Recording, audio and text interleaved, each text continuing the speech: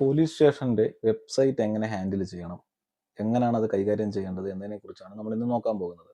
അപ്പോൾ ആദ്യമായിട്ട് നമ്മൾ പോലീസ് സ്റ്റേഷൻ്റെ വെബ്സൈറ്റ് എങ്ങനെ ഇരിക്കുകയാണെന്ന് നമുക്ക് നോക്കാം. ഇതിനെക്കുറിച്ച് തന്നെ പോലീസ് സ്റ്റേഷനുകൾക്ക് വെബ്സൈറ്റ് ഉണ്ടെന്ന് പോലും പലർക്കും അറിയത്തില്ല. അപ്പം നമുക്ക് എങ്ങനെയാണ് പോലീസ് സ്റ്റേഷൻ്റെ വെബ്സൈറ്റുകൾ എങ്ങനെയാണ് ഇരിക്കുന്നത്, എന്താണ് അതിൻ്റെ ഒരു ഘടന, എന്തൊക്കെ അതിൽ നിന്ന് നമുക്കറിയാം എന്ന് നമുക്ക് ആദ്യം നോക്കാം.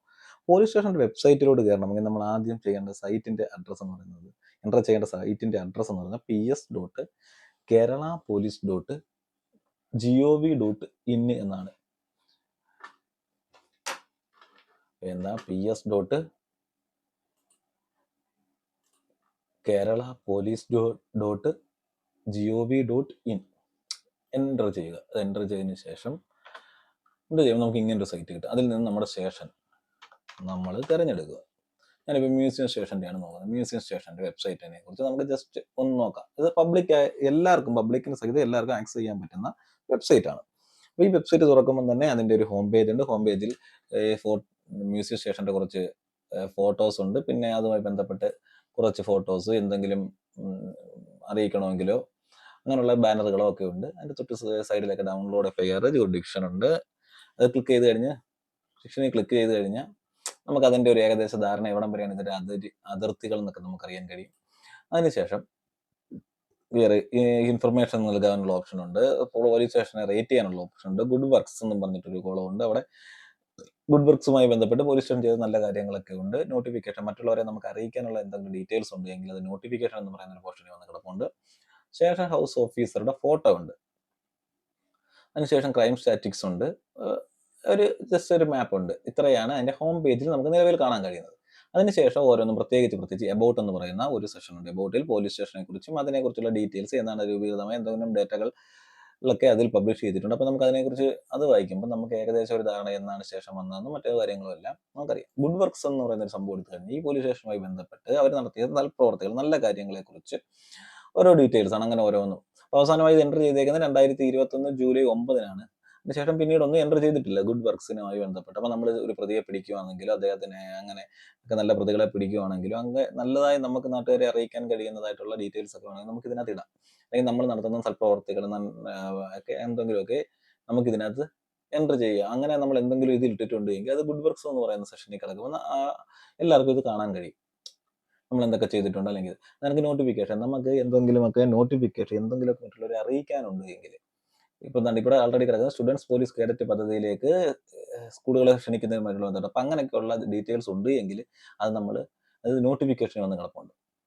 അപ്പോൾ നമുക്ക് എന്തെങ്കിലും ആരെങ്കിലും അറിയിക്കാനുണ്ടെങ്കിൽ, ഇപ്പം തന്നെ സൈബർ വോളണ്ടിയേഴ്സൊക്കെ ക്ഷണിച്ചായിരുന്നല്ലോ. അപ്പോൾ അതുപോലെയൊക്കെയുള്ള ഡീറ്റെയിൽസ് വല്ലതും ഉണ്ടെങ്കിൽ ജസ്റ്റ് നമുക്ക് എന്ത് ചെയ്യാം, ഇതുവഴി നോട്ടിഫിക്കേഷൻ ഇട്ട് കൊടുത്തു കഴിഞ്ഞാൽ നോട്ടിഫിക്കേഷൻ വഴി ജനങ്ങൾക്ക് ഇത് കാണാൻ കഴിയും.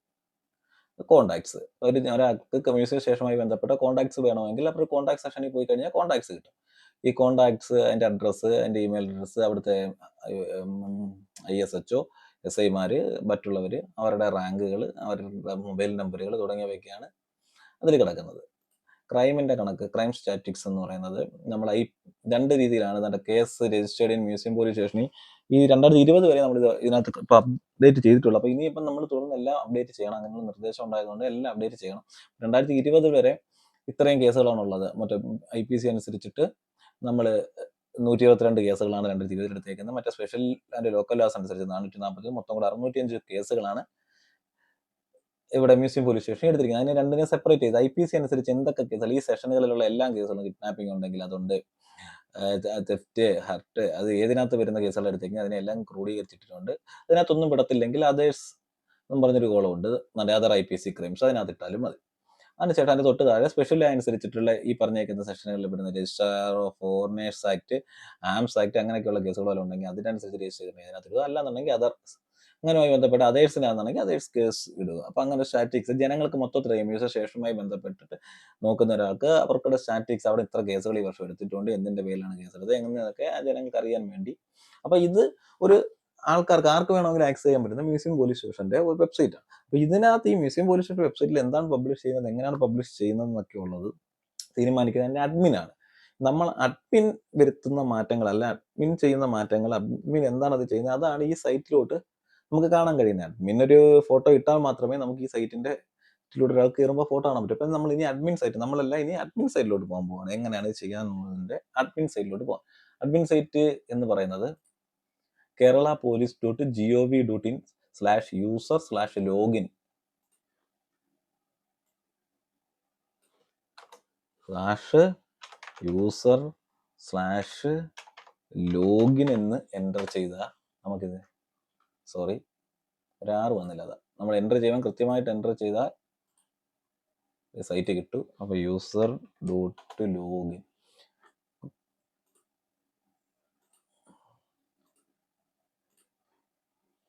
അപ്പം ഇങ്ങനെ നമ്മൾ user.ps.keralapolice.gov.in/user/login എന്ന് നമ്മൾ അഡ്മിൻ പേജിലോട്ട് കയറുമ്പോൾ നമുക്ക് ഇങ്ങനെ ഒരു കിട്ടും. അവിടെ നമ്മുടെ യൂസർ ഐ ഡിയും പാസ്വേഡ്, യൂസർ ഐ ഡിയെ കുറിച്ച് പറയുകയാണെങ്കിൽ ഇതിന്റെ പ്രീവിയസ് ആയിട്ട് ഇത് ആരെയാണ് കൈകാര്യം ചെയ്ത് ഈ സൈറ്റുകൾ കൈകാര്യം ചെയ്ത് അവരെ വിളിച്ച് മാക്സിമം നിങ്ങൾ യൂസർ ഐ ഡി കളക്ട് ചെയ്യുക. അതിനുശേഷം സാധിച്ചില്ലേ, കാരണം പലരും റീസെറ്റ് ചെയ്ത് പുതിയ യൂസർ ഐ ഡികളാണ് വെച്ചേക്കുന്നത്. അപ്പോൾ അത് അവരിൽ നിന്ന് കളക്ട് ചെയ്ത് മാത്രമേ കിട്ടൂ. അല്ലാന്നുണ്ടെങ്കിൽ നിങ്ങൾ PHQL നിങ്ങൾ തന്നെ ഡയറക്റ്റ് റിക്വസ്റ്റ് കൊടുക്കേണ്ടി വരും. അതിനൊക്കെ നല്ല മാക്സിമം കളക്ട് ചെയ്യുക. എന്നിട്ടും കിട്ടുന്നില്ല എന്നുണ്ടെങ്കിൽ മാത്രം സൈബർ സെല്ലുമായി ബന്ധപ്പെടുക. നമ്മളതിൻ്റെ പ്രൊസീജിയർ, ഇനി എന്താണ് പ്രൊസീജിയർ എന്നുള്ളത് നമ്മൾ പറഞ്ഞു തരാം. അപ്പം അതിനുശേഷം അതിൻ്റെ യൂസർ നെയിമും പാസ്വേഡും അടിക്കുക. അടിച്ചതിന് ശേഷം എൻ്റർ ചെയ്തതിന് ശേഷം ക്യാപ്ച കോഡുകൂടെ കൊടുത്ത് നമ്മൾ വെബ്സൈറ്റിൻ്റെ അഡ്മിൻ പാനലിൽ കയറി. ഇതാണ് വെബ്സൈറ്റിൻ്റെ അഡ്മിൻ പാനൽ. അപ്പോൾ നമ്മൾ കയറുമ്പോൾ തന്നെ ഡാഷ്ബോർഡ് എന്ന് പറയുന്ന ഒരു സെഷനാണ് ഡാഷ്ബോർഡ്. ഈ ഡാഷ്ബോർഡിൽ തന്നെ ഇതൊന്നും നമുക്കൊന്ന്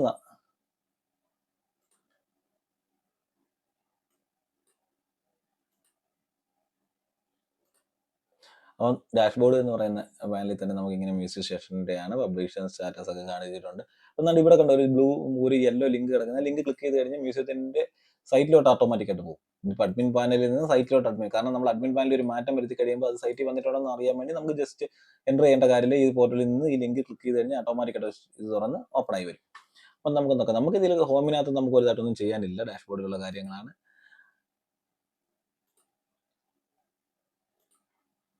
അതിനുശേഷം നമുക്ക് പോർട്ടൽ മാനേജ്മെന്റിനകത്താണ് നമ്മൾ ചെയ്യേണ്ടതായ കാര്യങ്ങൾ. അപ്പം നമുക്ക് portal manage nominal roll click ചെയ്യുക. നോമിനൽ റോൾ നമ്മൾ കണ്ട് സൈറ്റിനകത്ത് കണ്ടായിരുന്നു. സൈറ്റിനകത്ത് കോണ്ടാക്റ്റ് ഒക്കെ എടുക്കുമ്പോഴേ നമുക്കിവിടെ കോണ്ടാക്ട്സിനകത്തൊക്കെ നമുക്കിവിടെ നോമിനൽ റോൾ കിട്ടുന്നുണ്ടോ? ഈ നോമിനൽ റോള് ഇങ്ങനെ വരുന്നത് നമ്മൾ എന്ത് ചെയ്യുന്നതാണ്, ഇവിടെ നമ്മൾ അഡ്മിൻ പാനലിൽ നോമിനൽ റോൾ എൻ്റർ ചെയ്ത് കൊടുക്കുന്നുണ്ട്. അപ്പം നിലവിൽ മഞ്ജുലാൽ സാറാണ് ISHO. അപ്പോൾ ISHOയുടെ ഒരു ഫോട്ടോ ഉണ്ടോന്നുണ്ടെങ്കിൽ ഇവിടെ ക്ലിക്ക് ചെയ്യുമ്പോൾ ഒരു ഫോട്ടോ എൻ്റർ ചെയ്യാനുള്ള ഓപ്ഷൻ നമുക്കുണ്ട്.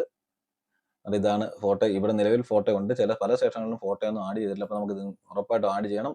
ISHOയുടെ പേര് കൃത്യമാക്കണം, അദ്ദേഹത്തിന്റെ മൊബൈൽ നമ്പർ കൃത്യമാക്കണം. അതിനുശേഷം അദ്ദേഹത്തിന്റെ മൊബൈൽ നമ്പർ ഉണ്ട്. അപ്പോൾ എന്തെങ്കിലും എഡിറ്റ് ചെയ്ത് മാറ്റം വരുത്തും, നിലവിലുള്ളതിൽ എന്തെങ്കിലും തെറ്റുണ്ടെങ്കിൽ മാറ്റം വരുത്തണമെങ്കിൽ എഡിറ്റ് ചെയ്ത ഓപ്ഷൻ ഈ സൈഡിലത്തെ ഏറ്റവും സൈഡിലെ അതിനകത്ത് മഞ്ജുലാൽ, അദ്ദേഹത്തിന്റെ മലയാളത്തിലുള്ള പേര്, അദ്ദേഹത്തിന്റെ മാക്സിമം നിങ്ങൾ ജോയിൻ ചെയ്ത ഡേറ്റ്, എല്ലാ ഡേറ്റുകളും കൃത്യമായിട്ട് തന്നെ കൊടുക്കുക. അതിനുശേഷം സേവ് ചെയ്താൽ മതി. പെൻ നമ്പരെ സേവ് ചെയ്യുമ്പോഴത്തേക്ക് ആൾറെഡി നിലവിലുള്ളത് എന്ത് ചെയ്യും, ആഡാവും.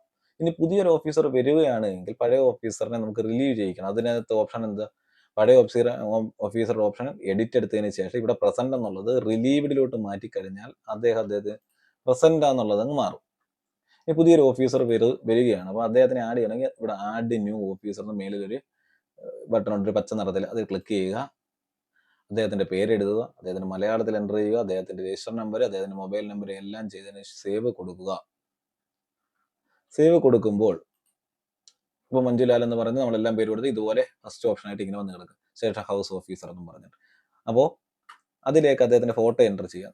ഫോട്ടോയിലോട്ട് ക്ലിക്ക് ചെയ്യുമ്പോൾ ഇവിടെ ആൾറെഡി എൻ്റർ ചെയ്തിട്ടുണ്ട്. എന്നാലും നമുക്ക് ഒന്നുകൂടെ ഇത് റിമൂവ് ചെയ്ത് കളഞ്ഞിട്ട് നമുക്ക് ആഡ് ചെയ്തിട്ട് ഞാൻ കാണിച്ചു തരാം. പക്ഷെ ഇതിന്റെ പ്രത്യേകത എന്ന് പറയുന്നത് ഫോട്ടോ എടുക്കുന്ന സമയത്ത് ഫോട്ടോ ഇതിലേക്ക് അപ്ലോഡ് ചെയ്യണമെങ്കിൽ ഫോട്ടോയുടെ മാക്സിമം വിഡ്ത്ത് എന്ന് പറയുന്നത് 200 പിക്സൽ, മാക്സിമം ഹൈറ്റ് 250 പിക്സലുമേ ആവാൻ പാടുള്ളൂ. അപ്പോൾ എന്നാൽ നിലവിലെ സാഹചര്യം അനുസരിച്ചിട്ട് ഇത് വളരെ എളുപ്പമാണ്. കാരണം ഇപ്പോൾ ഓൺലൈനിലായിട്ട് എല്ലാം ചെയ്യാൻ കഴിയും. അതിനുവേണ്ടി നമുക്ക് ഫോട്ടോഷോപ്പോ മറ്റു കാര്യങ്ങളൊന്നും അറിയാം. നമുക്ക് നിലവിൽ അവർ തരുന്ന ഫോട്ടോ നമ്മൾ കളക്ട് ചെയ്ത് വെക്കുക. വെച്ചതിന് ശേഷം നമ്മൾ എന്ത് ചെയ്യാം, ഗൂഗിൾ ക്രോമിൽ നമ്മൾ ഒരു ടാബൂടെ അല്ലെങ്കിൽ നമ്മുടെ ബ്രൗസറിൽ ഒരു ടാബൂടെ തുറന്നതിന് ശേഷം അതിൽ എൻ്റർ ചെയ്യുക ഫോട്ടോ റീസൈസ് ഓൺലൈൻ എന്ന് സെർച്ച് ചെയ്യുമ്പോൾ ഒരുപാട് സൈറ്റുകൾ കിട്ടും. ഏതെങ്കിലും ഒരു സൈറ്റ് എടുക്കുക. അതിനുശേഷം നമ്മൾ ഫോട്ടോ സെലക്ട് അപ്ലോഡ് ചെയ്യുക. അങ്ങോട്ട് ഡ്രോപ്പ് യുവർ ഇമേജ് ബ്രൗസർ എവിടെ ഇദ്ദേഹത്തെ നമുക്ക് ഏത് ഫോട്ടോയാണോ മാറ്റം വരുന്നുണ്ട് ആ ഫോട്ടോ സെലക്ട് ചെയ്ത് കൊടുക്കുക. അപ്ലോഡ് ചെയ്ത് കൊടുക്കുക. അപ്പോൾ നമ്മൾ IS സെലക്ട് ചെയ്തു. ചെയ്തതിനു ശേഷം തൊട്ട് താഴെ choose new size and format എന്നൊരു ഓപ്ഷൻ കാണാം. അത് പല സൈറ്റിലും പല രീതിയിലായിരിക്കും. എന്നാൽ പോലും പെർസെന്റ് ആണ് കിടക്കുന്നത്. പെർസെന്റ് മറ്റേ പിക്സൽ ആക്കണം. നമുക്ക് വിഡ്ത്ത് 200 വേണം. അപ്പോൾ നമുക്ക് വിഡ്ത്ത് 200 കൊടുക്കുന്നു. ഹൈറ്റ് 250 മാക്സിമം ആണ്. നമ്മൾ 200 കൊടുക്കുമ്പം അതിനനുസരിച്ച് 245 ഓട്ടോമാറ്റിക് ആയിട്ട് സെറ്റ് ചെയ്ത് വെച്ചേക്കണം. അല്ലെങ്കിൽ നമ്മളത് ഈ മാറ്റാനുള്ള ഓപ്ഷൻ അതിനകത്തുണ്ട്. അത് ഇതിങ്ങനെ മാറ്റി കഴിഞ്ഞാൽ നമുക്ക് 200 250 കൊടുക്കാം. 200 × 250 കൊടുക്കാം.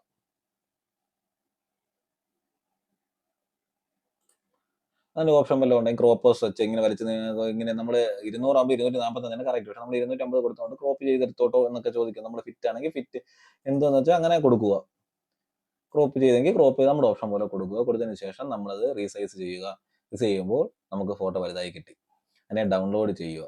ഡൗൺലോഡ് ചെയ്ത് ഇഷ്ടമുള്ള ഒരു ഭാഗത്തോട്ട് നമുക്ക് സേവ് ചെയ്യാം. ഞാൻ അതിനെ സേവ് ചെയ്തു. അതിനുശേഷം നമ്മൾ നമ്മുടെ അഡ്മിൻ പോർട്ടലിൽ പോകുന്നു. പോയതിനു ശേഷം അദ്ദേഹത്തിന്റെ ഫോട്ടോ മാറ്റാനുള്ള ഓപ്ഷൻ എടുക്കുന്നു. ഫോട്ടോ എടുക്കുന്നു. ഫോട്ടോ സൈസ് കറക്റ്റ് ആയതുകൊണ്ട് ഓക്കെ വരുന്നു. അപ്ലോഡ് കൊടുക്കുന്നു.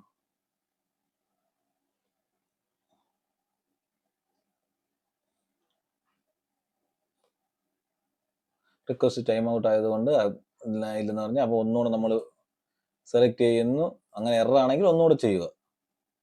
ഒന്നുകൂടെ നോമിനൽ റോളിലോട്ട് ക്ലിക്ക് ചെയ്തിട്ട് ഒന്നുകൂടെ നോമിനൽ റോളിലോട്ട് പോവുക. കാരണം ടൈം ഔട്ട് ആയിപ്പോയി. നമ്മളിത് റീസൈസ് ചെയ്യാൻ വേണ്ടി നമ്മുടെ സൈറ്റിലേക്ക് കയറിയപ്പോഴത്തേക്ക് ടൈം ഔട്ട് ആയിപ്പോയതുകൊണ്ടാണ്. എന്നിട്ട് ഒന്നുകൂടെ ഇമേജ് ക്ലിക്ക് ചെയ്യുക. ചൂസ് ഇമേജ്, ചൂസ് ഫയൽ എടുക്കുക. നമ്മൾ ആൾറെഡി അത് സൈസ് സെറ്റ് ചെയ്ത് വെച്ചിട്ടുണ്ട്. അപ്ലോഡ് കൊടുക്കുക. അപ്പോൾ സക്സസ്ഫുള്ളി അത് അപ്ലോഡ് ആയിക്കൊണ്ട് നമുക്കത് ക്ലിക്ക് ചെയ്ത് കഴിഞ്ഞാൽ കാണാൻ കഴിയും. അദ്ദേഹത്തിന്റെ ഫോട്ടോ കാണാൻ കഴിയും.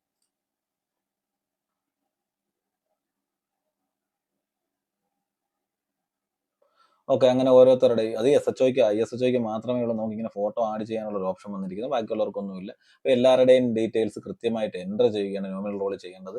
അത് കൃത്യമായിരിക്കണം. അത് DCP പ്രത്യേകം പറഞ്ഞിട്ടുണ്ട്. അപ്പോൾ എല്ലാ സൈറ്റുകളും കൃത്യമായിട്ട് നോമിനൽ റോളൊക്കെ കൃത്യമായിട്ട് മെയിൻറ്റെയിൻ ചെയ്യണം. മൊബൈൽ നമ്പറൊക്കെ കറക്റ്റ് ആയിരിക്കണം. അപ്പോൾ എന്തെങ്കിലും നിലവിൽ എൻ്റർ ചെയ്തേക്കുന്ന ഒരാളുടെ ഡീറ്റെയിൽസിൽ മാറ്റം വരുത്തണമെങ്കിൽ അതിൻ്റെ സൈഡിൽ തന്നെ നമുക്ക് എഡിറ്റ് ഓഫീസർ എന്നൊരു ഓപ്ഷൻ ഉണ്ട്. ആ എഡിറ്റ് ഓഫീസറിൽ കയറി ആവശ്യമുള്ള ഡേറ്റകൾ മുഴുവൻ നമുക്ക് മാറ്റാം.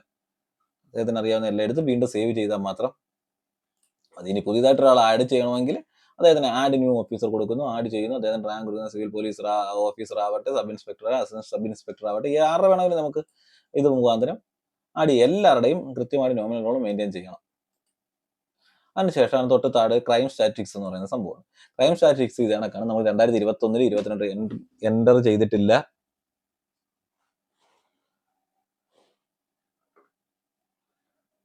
എൻ്റർ ചെയ്തിട്ടില്ല. അപ്പം നമ്മളത് എങ്ങനെ എൻ്റർ ചെയ്യുക? അപ്പം 2021 എൻ്റർ ചെയ്യണമെങ്കിൽ നിലവിലുള്ള 2021 നമ്മൾ അപ്ഡേറ്റ് കൊടുത്തതിന് ശേഷം നമ്മുടെ സ്റ്റേഷനിൽ മർഡറുമായി ബന്ധപ്പെട്ട എന്തെങ്കിലും കേസ് രജിസ്റ്റർ ചെയ്തിട്ടുണ്ടോ ഉണ്ടെങ്കിൽ കൊടുക്കുക. IPCയുമായി അടുത്ത അറ്റംപ്റ്റ് കമ്മിറ്റ് മർഡർ, അങ്ങനെ റോബറി, തെറ്റ്, ക്രിമിനൽ, ഡൗറി, ഇത് നിലവിൽ അതേഴ്സ് ഇതിലെല്ലാം എൻ്റർ ചെയ്യും. ഈ എൻ്റർ ചെയ്യുന്ന ഡീറ്റെയിൽസ് ആണ് എവിടെ വരുന്നത്? അതാണ്ട് ഈ സ്റ്റാറ്റിക്സ് ഉണ്ടല്ലോ, ഇത് പബ്ലിക്കിന് കാണാൻ പറ്റുന്ന രീതിയിൽ ഇവിടെ ഇങ്ങനെ വന്ന് കിടക്കും. നമ്മൾ എൻ്റർ ചെയ്തേക്കുന്നത് ഇത് 2020 വരെ ഉള്ളത് കൊണ്ടാണ് ക്രൈം സ്റ്റാറ്റിക്സിനകത്ത് നമുക്കിത് എൻ്റർ ചെയ്യാം. കാരണം നമ്മൾ 21 22 എൻ്റർ ചെയ്തിട്ടില്ല. അതുകൊണ്ടാണ് 20 വരെ കിടക്കുന്നത്. നമ്മൾ 21 എൻ്റർ ചെയ്ത് കഴിഞ്ഞാൽ 21 ഇവിടെ വരും. 22 എൻ്റർ ചെയ്ത് കഴിഞ്ഞാൽ 22 വരും. പുതിയതായിട്ട് 23 എൻ്റർ ചെയ്യണമെന്നുണ്ടെങ്കിൽ എന്ത് ചെയ്താൽ മതി? സ്റ്റാറ്റിക്സ് എടുക്കുന്നു, ആഡ് ന്യൂ കൊടുത്തു കഴിഞ്ഞാൽ 2023 വർഷം കിട്ടുന്നു. നമ്മൾ സേവ് കൊടുത്തു കഴിയുമ്പോൾ 2023 വരും. അതിൽ അപ്ഡേറ്റ് ചെയ്യാൻ വേണ്ടി എഡിറ്റ് ഓപ്ഷൻ കൊടുക്കുന്നു. അപ്ഡേറ്റ് എന്നുള്ള ബട്ടൺ കൊടുത്തു കഴിഞ്ഞാൽ അതിനകത്ത് ഓരോ കേസുകളും ഉണ്ട്. ഓരോന്നിലും എൻ്റർ ചെയ്യുക. ഇതിൻ്റെ സൈഡിൽ എഡിറ്റ് ബട്ടൺ ഉണ്ട്. എഡിറ്റ് ചെയ്യുന്നു. നമ്മൾ എത്ര കേസ് മർഡർ, എത്ര കേസ് ഉണ്ട് എൻ്റർ ചെയ്യുന്നു, സേവ് ചെയ്യുന്നു. അങ്ങനെ ഓരോന്നും സേവ് ചെയ്യുമ്പോൾ നമ്മുടെ ക്രൈം സ്റ്റാറ്റിക്സിനകത്ത് ഓട്ടോമാറ്റിക്കായിട്ട് വരും. അപ്പം മനസ്സിലായാലും അത് നിലവിൽ സംശയം ഒന്നുമില്ലല്ലോ. എല്ലാം എന്തെങ്കിലും മാറ്റം വരുത്തണമെങ്കിൽ അപ്ഡേറ്റ് ചെയ്താൽ മതി. പുതിയതായിട്ട് 2026 ആഡ് ചെയ്യണമെങ്കിൽ ആഡ് ചെയ്യാം. ആഡ് ചെയ്ത് ഓരോ വർഷം കൃത്യമായിട്ട് അങ്ങനെ ആഡ് ചെയ്ത് വല്ലപ്പോഴും ഇത് അപ്ഡേറ്റ് ചെയ്ത് പോയി കഴിഞ്ഞാൽ ബൾക്ക് ഡേറ്റ വന്ന് കിടക്കത്തില്ല. 24 എടുക്കും. 27 തുടങ്ങിയതേ ഉള്ളൂ. ഇതിൽ ബന്ധപ്പെട്ട എന്തെങ്കിലും കേസുകൾ രജിസ്റ്റർ ചെയ്തിട്ടുണ്ടോ, എന്തെങ്കിലും ഉണ്ടോ, അത് സെഷൻ ആഡ് ചെയ്ത് പോയാൽ ഇത്രയും ബുദ്ധിമുട്ട് വരത്തില്ല ഒരുമിച്ച് ചെയ്യുന്നതിൻ്റെ. അതിനുശേഷം ഇൻഫോർമൻസ് എന്നിട്ട് അത് നമുക്കിപ്പോൾ നിലവിൽ ഇത് ആക്റ്റീവ് അല്ല. ഇത് എന്ന് പറയുന്നത് നമ്മുടെ പോലീസ് സ്റ്റേഷന്റെ സൈറ്റ് കണ്ടപ്പോൾ അതിനകത്ത് കണ്ടായിരുന്ന അതിന്റെ ഡാഷ്ബോർഡിൽ ഗീവ് ഇൻഫർമേഷൻ എന്ന് പറഞ്ഞൊരു ഓപ്ഷൻ ഉണ്ടായിരുന്നു. അപ്പം പബ്ലിക്കിന് എന്തെങ്കിലും ഇൻഫർമേഷൻ കൊടുക്കുക. ഇപ്പൊ ഏതെങ്കിലും ഒരു വ്യക്തിക്ക് ഇങ്ങനെ എടുത്തിട്ട് എന്ത് ചെയ്യില്ല, ഇവിടെ എന്തെങ്കിലും ടൈപ്പുള്ള ഇവിടെ ട്രാഫിക് ആണെന്ന് അല്ലെങ്കിൽ ആരെങ്കിലും എന്തെങ്കിലും കടത്തുന്നത് NDPS-മായി ബന്ധപ്പെട്ട് വല്ല ഡേറ്റയൊക്കെ തരാനുണ്ടെങ്കിൽ കൊടുക്കാം. സബ്മിറ്റ് കൊടുത്തു കഴിഞ്ഞാൽ അതെന്ത് ചെയ്യും, ഈ നമ്മുടെ പോർട്ടലിൽ ഇവിടെ വന്ന് ഇങ്ങനെ കിടക്കും. അപ്പൊ അത് നമ്മളിത് എടുത്തിട്ട് അതിന്റെ ആക്ഷൻ ടേക്കൺ സ്വീകരിച്ചതും നമ്മൾ അത് എങ്ങനെയാണ് വായിച്ചതെന്നൊക്കെ അപ്ഡേറ്റ് ചെയ്യേണ്ടതാണ്. പക്ഷെ നിലവിൽ ഇപ്പോൾ അത് അപ്ഡേഷൻ അല്ല, അത് വരുന്ന മുറയ്ക്ക് അങ്ങനെ വന്നിട്ടുണ്ടെങ്കിൽ അവിടെ വന്ന് കിടക്കും. അടുത്ത സ്ട്രെങ്ത് നിലവിൽ ഇൻസ്പെക്ടർ ഓഫ് പോലീസ്. അപ്പോൾ ഓരോന്നും നമുക്ക് എഡിറ്റ് ചെയ്യാം. എത്ര മൊത്തത്തിൽ പാർട്ട് ടൈം സ്വീപ്പർ ഇത്രയും ആണ് നമുക്ക് സ്ട്രെങ്ത്. ഇൻസ്പെക്ടർ ഓഫ് പോലീസ് സാങ്ഷൻ്റെ ഒന്നാണ്, നിലവിൽ ഒരാളുണ്ട്. അപ്പം നമുക്ക് എന്തെങ്കിലും മാറ്റം വരുത്തണമെങ്കിൽ രണ്ട് ഇങ്ങനെ സാങ്ഷൻ സ്ട്രെങ്ത് എത്രയാണെന്ന് വെച്ചാൽ അത് കൂട്ടാം. നിലവിൽ ഒരാളുണ്ടെങ്കിൽ കൊണ്ട് കൊടുക്കുക, ഇല്ലെങ്കിൽ അത് 0 ആക്കി കൊടുക്കാം. പ്രസന്റ് സ്റ്റാറ്റസ് ഇപ്പോൾ നിലവിൽ ആക്റ്റീവ് ആണോ ഡീആക്റ്റീവ് ഉള്ളത് കൊടുക്കുക. സേവ് കൊടുക്കുക. സേവ് കൊടുത്തു കഴിഞ്ഞാൽ സ്ട്രെങ്ത് ഇവിടെ പോയി. അങ്ങനെ ഓരോരുത്തരുടെ സബ് ഇൻസ്പെക്ടറിന്റെ സാങ്ഷൻ 6 എക്സിസ്റ്റ്. 6 പേര് നിലവിലുണ്ട്, വേക്കൻസി ഒന്നുമില്ല. മനസ്സിലായോ? അതിന്റെ അസിസ്റ്റന്റ് സബ് ഇൻസ്പെക്ടറിന് 4 അപ്പൊ നമ്മൾ അത് മാത്രം കൊടുത്താൽ മതി. എത്ര എണ്ണം നിലവിലുണ്ട്, എത്ര എണ്ണം കൊടുത്തു ആക്റ്റീവ് ആണെന്നുള്ളത് കൊടുത്തു കഴിഞ്ഞ ഉടനെ ബാക്കി വേക്കൻസി ഒക്കെ അതിനകത്ത് തന്നെ വന്നോളൂ. അങ്ങനെ civil police or part time sweeper വരെയുള്ള ഡീറ്റെയിൽസ് ആണ് ഇവിടെ നമ്മൾ എൻ്റർ ചെയ്ത് കൊടുക്കുന്നതിനനുസരിച്ചിട്ടാണ് അതിന്റെ ഔട്ടായിട്ട് ഇവിടെ നമ്മുടെ ഔട്ട്പുട്ട് മ്യൂസിയം പോലീസ് സ്റ്റേഷൻ പുറത്തൊരാൾക്ക് നോക്കുമ്പോൾ അവർ സ്റ്റാഫിന്റെ ശ്രദ്ധ നോക്കുന്ന സമയത്ത് നമ്മളവിടെ എൻ്റർ ചെയ്ത് കൊടുക്കുന്ന കണക്കാണ് ഇവിടെ വരുന്നത്, അവർക്ക് ഔട്ടായിട്ട് കാണാൻ കഴിയുന്നത്. മനസ്സിലായല്ലോ? അപ്പൊ അതിനുശേഷം ഗുഡ് വർക്ക് PS. ഓക്കെ, അപ്പൊ നമ്മൾ ജനമൈത്രി മീറ്റിംഗ് ഇവർ നേരത്തെ എൻ്റർ ചെയ്ത് 2021 മെയിലൊക്കെ എൻ്റർ ചെയ്തേക്കുന്ന ഓരോ കാര്യങ്ങൾ നമുക്ക് ഇപ്പോൾ ഇത് നോക്കാം. ജനമൈത്രി ഒന്ന് നോക്കാം, എന്താണ് എൻ്റർ ചെയ്തിരിക്കുന്നത്. കണ്ട അദ്ദേഹം പോയേക്കുന്നു. അപ്പം പബ്ലിഷ് സ്റ്റാറ്റസ് നമുക്ക് ഇവിടെ പബ്ലിഷ് അൺപബ്ലിഷ് ഉണ്ട്. ആദ്യമായിട്ട് നമ്മൾ ഇതിപ്പം പബ്ലിഷ് ചെയ്തേക്കുന്നതാണ്, സൈറ്റിൽ നമ്മൾ കാണുന്നുണ്ട്. എന്താണ് അതിന് പേര് കൊടുക്കുന്നത്, എന്താണ് അതിനാണ് ജനമൈത്രി എന്നുള്ള രീതിയിൽ ജനമൈത്രി എന്നുള്ളതാണ്. URL ടെസ്റ്റ് എന്ന് പറഞ്ഞാൽ അതിന്റെ ഒരു നെയിമായിട്ട് എന്ത് കൊടുക്കണം. അപ്പൊ സബ്ജക്റ്റ് ഇംഗ്ലീഷ്, അതിന്റെ സബ്ജക്റ്റ് ആയിട്ട് രാവിലെ URL എന്ത് കൊടുക്കണം, ജനമൈത്രി എന്ന് കൊടുത്താൽ മതി. സബ്ജക്ട് ഇംഗ്ലീഷിൽ എന്ത് കാണിക്കണം, ജനമൈത്രി മതിയെങ്കിൽ ജനമൈത്രി. മലയാളത്തിൽ കാണിക്കണമെങ്കിൽ അത് മലയാളത്തിൽ കാണിക്കണം. അതിനുശേഷം അതിന്റെ ഒരു ബ്രീഫ് എന്താണ്. അപ്പൊ അത് ഇവിടെ എൻ്റർ ചെയ്ത് ഇവിടെ ഒരു ടൈപ്പ് ചെയ്ത് വിടുക. അത് ഇംഗ്ലീഷിൽ എൻ്റർ ചെയ്യണം, താഴെ മലയാളത്തിൽ എൻ്റർ ചെയ്യണം. ഞാൻ പറഞ്ഞല്ലോ ഇപ്പൊ നിലവിൽ ഇംഗ്ലീഷിൽ, ഇവിടെ മലയാളത്തിൽ ഇവിടെ മലയാളത്തിലൂടെ ഇത് എൻ്റർ ചെയ്താൽ ഇവിടെ എൻ്റർ ചെയ്താലുള്ള നേട്ടം, പോലീസ് സ്റ്റേഷന്റെ വെബ്സൈറ്റ് മലയാളത്തിൽ ഒരാൾക്ക് ആക്സസ് ചെയ്യാനുള്ള അവസരം കിട്ടുമ്പോൾ അവർ മലയാളം ലഭ്യമാക്കണം എന്നുള്ള ഓപ്ഷനെ ക്ലിക്ക് ചെയ്യുന്നെങ്കിൽ നമ്മൾ ഇവിടെ മലയാളത്തിൽ എൻ്റർ ചെയ്ത് എന്താണോ അതായിരിക്കും ജനമൈത്രി എന്നുള്ള പിക്ചറിന്റെ പുറകിൽ കാണിക്കുന്നത്. നിലവിൽ ഇപ്പോൾ സൈറ്റിൽ ഇംഗ്ലീഷാണ് കാണിക്കുന്നത്. ഇനി ഒരാൾ മലയാളം ലഭ്യമാകണമെന്ന് പറഞ്ഞാൽ കൃത്യം ചെയ്ത് കഴിഞ്ഞാൽ അപ്പൊ നമ്മൾ ഇവിടെ എൻ്റർ ചെയ്തേക്കുന്ന മലയാളം ഡേറ്റ അതിന്റെ കൂടെ കാണിക്കും. അതിന് വേണ്ടിയാണ് ഇങ്ങനെ കീവേഡ് കുഴപ്പമൊന്നുമില്ല. ജനമൈത്രി നമ്മൾ നമുക്ക് ഓർത്തിരിക്കാൻ പറ്റുന്ന എന്തൊരു കീബോർഡ് കൊടുത്താൽ നമ്മൾ ജനമൈത്രി എന്നുള്ള രീതിയിൽ തന്നെ എന്തെങ്കിലും കീവേഡ് കൊടുക്കുന്നു. അതിനുശേഷം ഇവിടെ ഫോട്ടോ, അത് തന്നെ ഈ ഫോട്ടോയുടെ പ്രത്യേകത ഉണ്ടല്ലോ, മാക്സിമം എടുത്ത് 457-നും ഹൈറ്റ് 300. അപ്പൊ നമ്മൾ മൊബൈലിലൊക്കെ ഫോട്ടോ എടുക്കുമ്പോൾ വളരെ വലിയ ഫോട്ടോ ആയിരിക്കും ചിലപ്പോൾ കിട്ടുന്നത്. അപ്പൊ നമ്മൾ അങ്ങനെ ഫോട്ടോ ഉണ്ടെങ്കിൽ അത് കമ്പ്യൂട്ടറിലോട്ട് കയറ്റുക. കമ്പ്യൂട്ടറിന് ശേഷം കയറ്റിയിട്ടതിന് ശേഷം അല്ലെങ്കിൽ മൊബൈൽ കയറ്റിയിട്ടതിന് ശേഷം reduce image.com എന്ന സൈറ്റിൽ കയറുക. കയറിയതിന് ശേഷം നമ്മൾ സെലക്ട് ഇമേജ് കൊടുക്കുക. ഇത് കിടക്കുന്ന ഫോട്ടോ എങ്ങനെ കളഞ്ഞേരെ, ഇതിലൊരു ഫോട്ടോ നമ്മൾ നേരത്തെ ആഡ് ചെയ്തേക്കുന്നതുകൊണ്ട് ഇങ്ങനെ കിടക്കുന്ന ഇതം കളഞ്ഞു കഴിഞ്ഞാൽ ഇത് പോകും. സെലക്ട് ഇമേജ് കൊടുക്കുക. നമ്മുടെ ഫോട്ടോ എവിടാണോ കിടന്നത് ആ ഫോട്ടോ എടുക്കുക. ഞാൻ ചുമ്മാ ഒരു ഡെമോ ആയിട്ട് ഇപ്പോൾ ഒരു ഫോട്ടോ വെറുതെ ഒരെണ്ണം കാണിച്ചു തരാം. അങ്ങനെ കൊടുത്തുന്നു. ഇപ്പൊ ഇതിന്റെ പിക്സലൊക്കെ 1872-ഉം 1290 മൊബൈലിൽ എടുക്കുന്ന ഫോട്ടോകളാണ്. നമുക്ക് ചേഞ്ച് ചെയ്യാൻ വളരെ എളുപ്പമാണ്. നമ്മളിത് പ്രസന്റ് ചെയ്ത് മറ്റേ പിക്സൽ ആക്കുന്നു. നമുക്ക് എന്തോ വേണം, മാക്സിമം എത്ര പറ്റുമെന്ന് പറഞ്ഞേക്കുന്നത് 457 വിഡ്ത്തും 308 വരെ നമുക്ക് ഹൈറ്റും പറ്റത്തുള്ളൂ. അപ്പൊ നമ്മൾ 457 കൊടുക്കുന്നു, അല്ലെങ്കിൽ 457 കൊടുക്കുന്നില്ല, അതിനകത്തുള്ളതായിരിക്കണം. 308 ഒരു 305 കൊടുക്കുന്നു. ഇനി 457 നമ്മൾ ഓട്ടോമാറ്റിക് കൊടുത്ത വിഡ്ത്ത് ഹൈറ്റ് ഒരു ആക്യുറേറ്റ് ഉള്ള ഹൈറ്റ് 316 കൊടുത്താൽ പറ്റത്തില്ല. മനസ്സിലായില്ലേ? അപ്പൊ നമ്മൾ ഈ ലോക്ക് ഒന്ന് മാറ്റിക്കഴിഞ്ഞാൽ നമുക്ക് ഇഷ്ടമുള്ള രീതിയിൽ 457 308 തന്നെ കൊടുക്കാം. കൊടുത്തിട്ട് റെസൊല്യൂഷൻ നമുക്ക് കൂട്ടണമെങ്കിൽ ഇച്ചിരി കൂടെ കൂട്ടിയെടുക്കാം.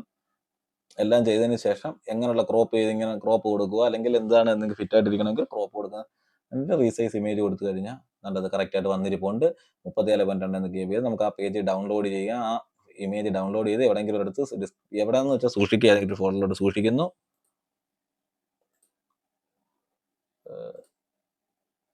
ഇതിൽ തന്നെ നമ്മളത് ഡെസ്ക്ടോപ്പിൽ തന്നെ നമ്മളത് സേവ് ചെയ്യുന്നു. സേവ് ചെയ്ത് കഴിഞ്ഞാൽ വേണമെങ്കിൽ പേര് വേണമെങ്കിൽ നമുക്ക് ഓർത്തിരിക്കാൻ വേണ്ടി അന്നേരം തന്നെ ഒരു പേര് എന്തെങ്കിലും കൊടുക്കുക, ഗുഡ് വർക്ക് എന്നോ അങ്ങനെ എന്തെങ്കിലും കൊടുക്കുക. കൊടുത്തതിന് ശേഷം ആ പേരിൽ ഇത് സേവ് ചെയ്യുക. അതിനുശേഷം നമ്മുടെ പോർട്ടലിൽ പോകുന്നു. നമുക്കിവിടെ ഫയൽ അപ്ലോഡ് ചെയ്യണമെങ്കിൽ ചൂസ് ഫയൽ എടുക്കുന്നു. നമ്മൾ ഈ പറഞ്ഞ പർട്ടിക്കുലർ ഫോട്ടോ നമ്മൾ എവിടെയാണോ സേവ് ചെയ്തത്, ഡെസ്ക്ടോപ്പിലാണല്ലോ നമ്മൾ സേവ് ചെയ്തതെങ്കിൽ അവിടെ കൊടുക്കുക. നമ്മൾ അപ്ലോഡ് കൊടുത്തു കഴിഞ്ഞാൽ ഈ ഫോട്ടോ മാറി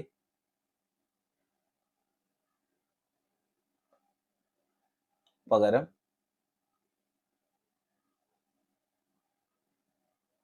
ആ ഫോട്ടോ വരും. അപ്ലോഡ് കൊടുത്താൽ മാത്രം മതി, ആ ഫോട്ടോ വരും. അപ്ലോഡ് സമയത്ത് ടൈം എറർ കാണിക്കുവാണ് എങ്കിൽ നമുക്ക് നോക്കാം. സക്സസ്ഫുള്ളി അപ്ലോഡ് എന്നും പറഞ്ഞു വന്നു.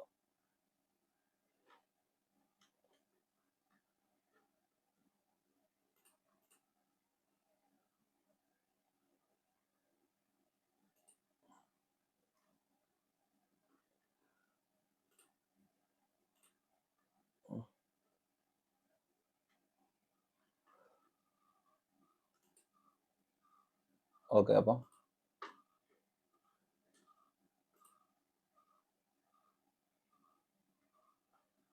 ഇതിലൊരു ഇത് നമുക്ക് അപ്പോൾ തൽക്കാലം ഈ ഫോട്ടോ കിടക്കുന്നുണ്ട്, ഇതൊന്ന് അൺപബ്ലിഷ് ചെയ്തേക്കാം.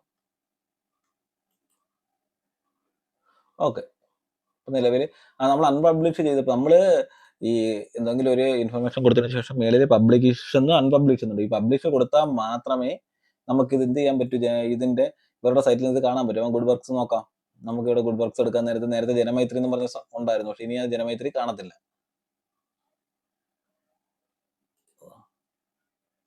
കാരണം നമ്മളത് ചെയ്തിട്ടില്ല. നമ്മളത് പബ്ലിഷ് ചെയ്ത് കഴിഞ്ഞാൽ ഈ സൈറ്റിൽ വരും. നമുക്കൊന്ന് പബ്ലിഷ് ചെയ്ത് കാണിച്ചു തരാം. ഞാനിപ്പോൾ അതിന്റെ ഫോട്ടോ മാറി വേറെ ഫോട്ടോ ഇട്ടത് കൊണ്ട്, ഡെമോയിൽ ഇട്ടത് കൊണ്ടാണ് എനിക്ക് പബ്ലിഷ് കൊടുക്കുവാണെന്ന് വെച്ചു. പബ്ലിഷ് കൊടുത്തിട്ട് നമ്മൾ സേവ് ചെയ്താൽ നമുക്ക് അതിന്റെ ഡെമോ കാണിച്ചു തരാം. ഈ മ്യൂസിക് സ്റ്റേഷനിൽ എൻ്റെ ഗുഡ് വർക്ക്സിനകത്ത് നോക്കാം. രണ്ടാമത്തെ പേജ് നോക്കാം.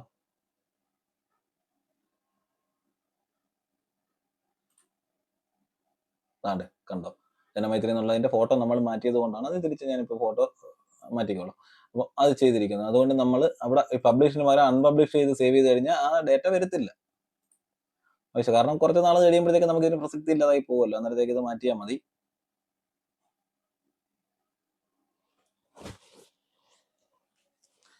ഓക്കെ, അതിനുശേഷം നമ്മൾ സേവ് ചെയ്ത് കഴിഞ്ഞാൽ ഒരിക്കലും ഗുഡ് വർക്കിനകത്ത് ഇത് വരത്തില്ല. അപ്പോൾ അത് ഗുഡ് വർക്ക്സ് ഡെന്നും മനസ്സിലായി കാണുമല്ലോ. ഇപ്പോൾ ഇൻ കേസ് നമ്മൾ ഫോട്ടോ ആഡ് ചെയ്യുന്ന സമയത്ത് ടൈം ഔട്ട് വന്നു കഴിഞ്ഞാൽ ഒന്നുകൂടെ ബാക്കിലോട്ട് പോയതിന് ശേഷം ചെയ്താൽ മതി. കാരണം നമ്മൾ ആ ഫോട്ടോ ഒക്കെ ആ കറക്റ്റ് സൈസിലാക്കി വെച്ചതിന് ശേഷം എൻ്റർ ചെയ്താൽ മതി. കാരണം ഒരുപാട് ടൈം ഡിലേ എടുക്കുമ്പോഴാണ് ടൈം ഔട്ട് കാണിക്കുന്നത്. അതിനുശേഷം നമ്മൾ നോട്ടിഫിക്കേഷൻ സെക്ഷനിൽ എന്തെങ്കിലും മീറ്റിംഗ്, നമുക്ക് ജനമൈത്രി ഇതിനകത്ത് ലാസ്റ്റ് ഇട്ടേക്കുന്നത് ജനമൈത്രി മീറ്റിംഗിന്റെ കാര്യം. അപ്പം എന്തെങ്കിലും മീറ്റിംഗ് നമുക്ക് പുതിയതായിട്ടുണ്ടെങ്കിൽ ആഡ് ന്യൂ കൊടുക്കുന്നു. അത് കണക്ക് തന്നെ ഇത്തിരി മുകളിൽ ഞാൻ പറഞ്ഞായിരുന്നു, എന്തായിരുന്നു ഇപ്പം ഗുഡ് വർക്ക്സ് എടുക്കുന്നത്. ഗുഡ് വർക്ക്സിൽ കൂടെ നമ്മൾ പുതിയതായിട്ട് ആഡ് ചെയ്യുന്ന സമയത്ത് നമുക്കിവിടെ ഫോട്ടോ എൻ്റർ ചെയ്യുന്ന ഓപ്ഷൻ ഒന്നും കാണത്തില്ല. അതുകൊണ്ട് കുഴപ്പമില്ല. നമ്മൾ എൻ്റർ ചെയ്ത് ഡീറ്റെയിൽസ് എല്ലാം അടിച്ച് സേവ് കൊടുക്കുമ്പോൾ ഓട്ടോമാറ്റിക്കായിട്ട് അതിനകത്ത് ഒരു ഫോട്ടോ ആഡ് ചെയ്യേണ്ട പേജ് കൂടെ വന്നോളും. ഒരു ഓപ്ഷനൂടെ വരും നമ്മൾ എൻ്റർ ചെയ്യുന്ന സമയത്ത്. അല്ലെങ്കിൽ ആ വന്ന ഡേറ്റ എൻ്റർ ചെയ്തതിന് എഡിറ്റ് ഓപ്ഷൻ എടുത്തു കഴിഞ്ഞാൽ അതിനകത്തൊരു ഓപ്ഷൻ, അതിനകത്ത് ഫോട്ടോ ആഡ് ചെയ്യുന്ന സേവ് ചെയ്യുന്ന സമയത്ത് തന്നെ കാണും. അല്ലെങ്കിൽ എഡിറ്റ് ചെയ്ത് കഴിഞ്ഞാൽ പുതിയതായിട്ട് ഫോട്ടോ ആഡ് ചെയ്യുന്ന സെക്ഷനൂടെ വരും. ഇനി നോട്ടിഫിക്കേഷൻ ഇതാണ് കാണും. നമ്മൾ പുതിയ നോട്ടിഫിക്കേഷൻ എന്തെങ്കിലും മതി. ഇപ്പം സൈബർ വോളണ്ടിയേഴ്സിന്റെ ഒരു കാര്യം ഉണ്ടായിരുന്നല്ലോ നേരത്തെ. അപ്പം അങ്ങനെയൊക്കെയുള്ള കാര്യങ്ങൾ ഉണ്ടെങ്കിൽ ആഡ് ന്യൂ എടുക്കുന്നു.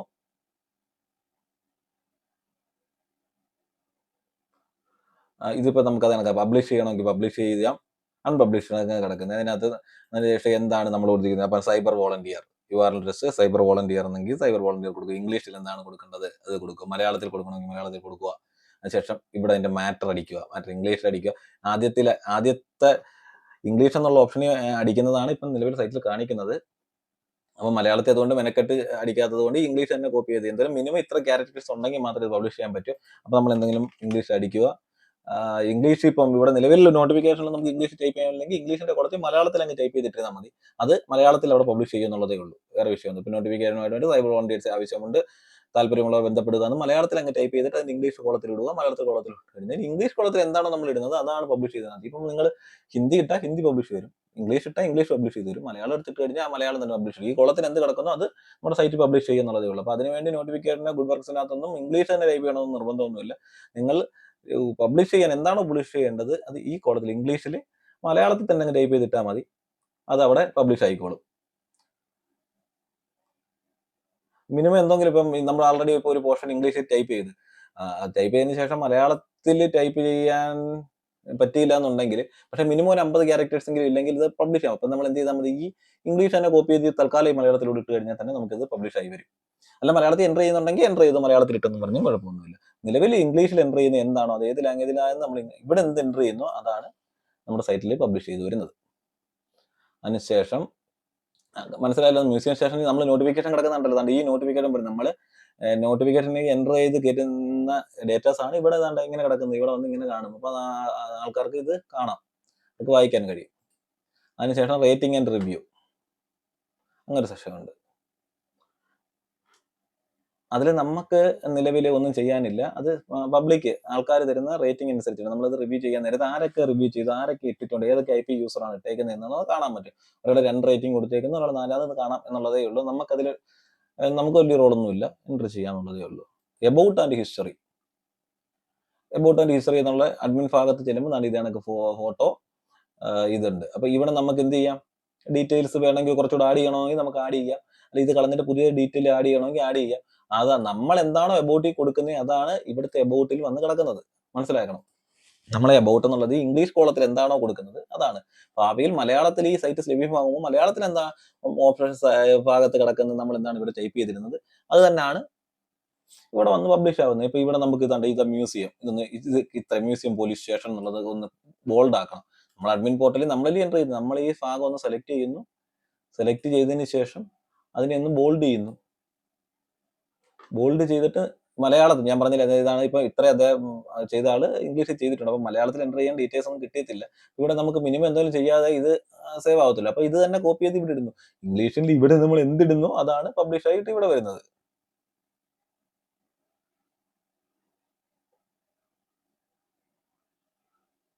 നമുക്ക് ഉദാഹരണം ഞാൻ കാണിച്ചു തരാം. കാരണം നമ്മൾ ഈ കോളത്തിൽ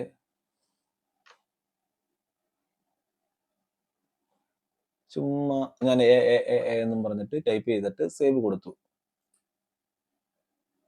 അപ്പൊ നമ്മുടെ വെബ്സൈറ്റിന്റെ പോർട്ടലിൽ നമ്മളൊന്ന് റീഫ്രഷ് ചെയ്ത് നോക്കണം. റീഫ്രഷ് ചെയ്താൽ മാത്രമേ ഇവിടുത്തെ നമ്മളവിടെ എൻ്റർ ചെയ്ത് കണ്ടോ, ഇവിടുത്തെ വന്നേക്കുന്നുണ്ട് എന്നും പറഞ്ഞിട്ട്. അതിന്റെ മലയാളം കോളത്തിൽ നമ്മൾ ഫുള്ള് ഡീറ്റെയിൽസ് കൊടുത്തിട്ടുണ്ട്, പക്ഷെ അത് വന്നില്ല. കാരണം ഇംഗ്ലീഷ് ഇവിടെ വരുന്നത് ഫസ്റ്റ് ഓപ്ഷൻ ഇംഗ്ലീഷ് എന്ന് പറയുന്ന ഓപ്ഷനിൽ വരുന്നതിന് മാത്രമേ പ്രസക്തിയുള്ളൂ.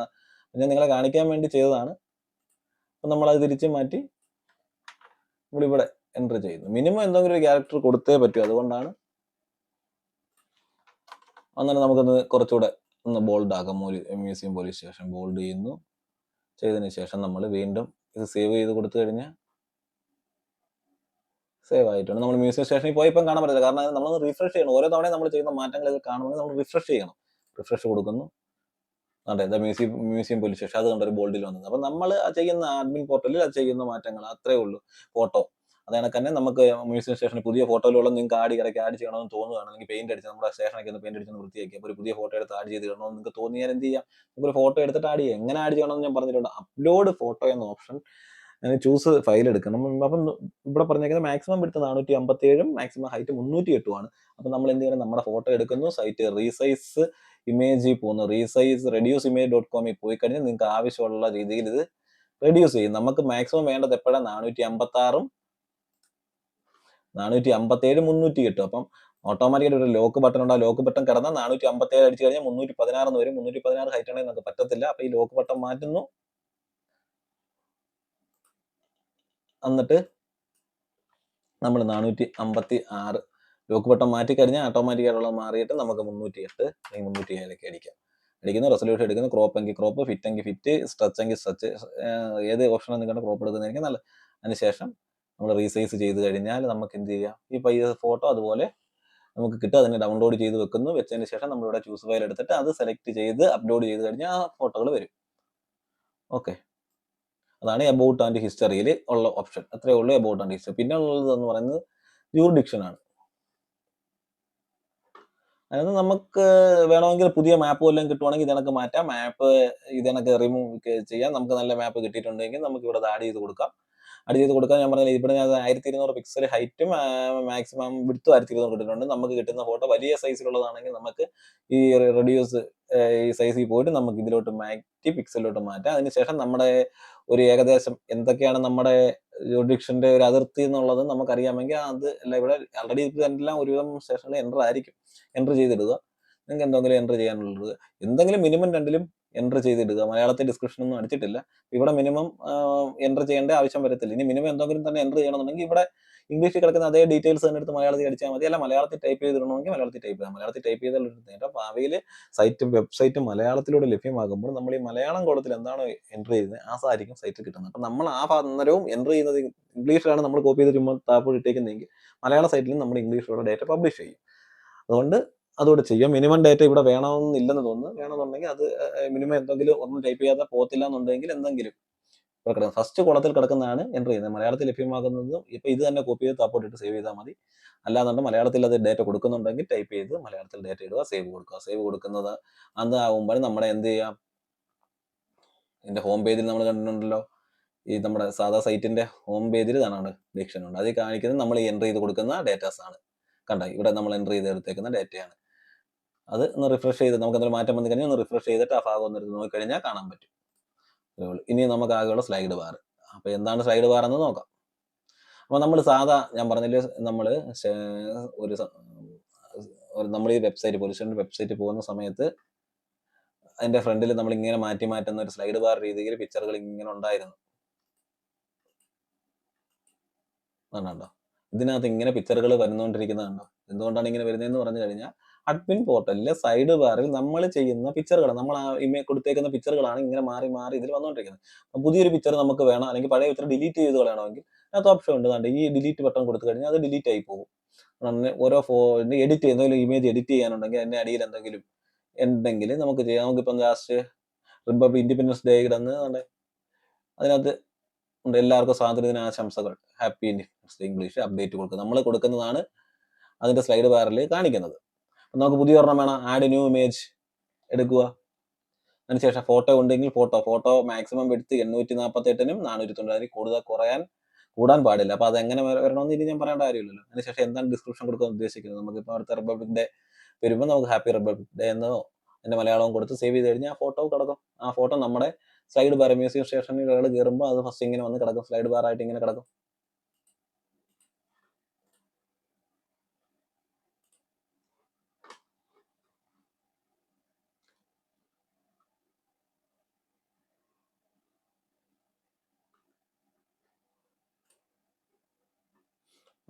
ജനമൈത്രി